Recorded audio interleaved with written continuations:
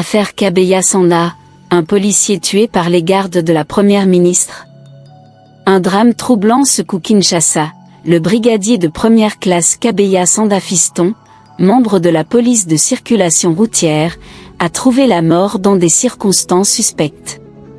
Des vidéos virales et des témoignages accablants impliquent les gardes du corps de la première ministre Judith Suminwa. Alors que les autorités parlent de désinformation, la population et les forces de l'ordre réclament la vérité. Un incident au cœur des polémiques. Le 31 mars 2025, Kabeya Sanda Fiston meurt dans des circonstances floues après une altercation avec un cortège officiel.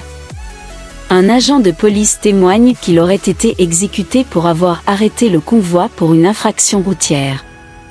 La vidéo de ce témoignage fait le tour des réseaux sociaux, suscitant une vague d'indignation.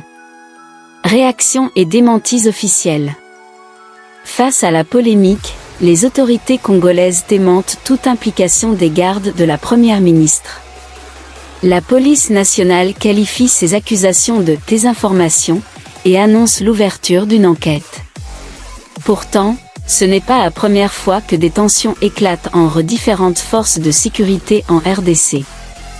Un contexte de tension entre forces de l'ordre. Ce drame intervient quelques jours après une altercation entre des policiers et des membres de la garde républicaine, causant la mort d'un civil le 19 mars 2025. Ces tensions récurrentes posent la question de la coordination et de la discipline au sein des services de sécurité. La population craint une militarisation excessive et une impunité croissante. Un appel à la vérité et à la justice. L'opinion publique exige des réponses claires et un procès équitable. L'enquête annoncée sera-t-elle menée de manière impartiale ? Ce dossier met à l'épreuve la crédibilité de la justice congolaise et la volonté des autorités de garantir la transparence. La mort de Kabeya Sanda Fiston est un signal d'alarme sur les dysfonctionnements des forces de sécurité. Les Congolais attendent une enquête sérieuse et impartiale pour établir les responsabilités.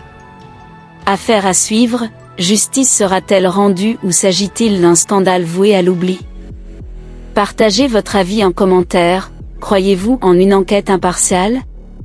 Abonnez-vous pour suivre les évolutions de cette affaire et d'autres enquêtes en RDC.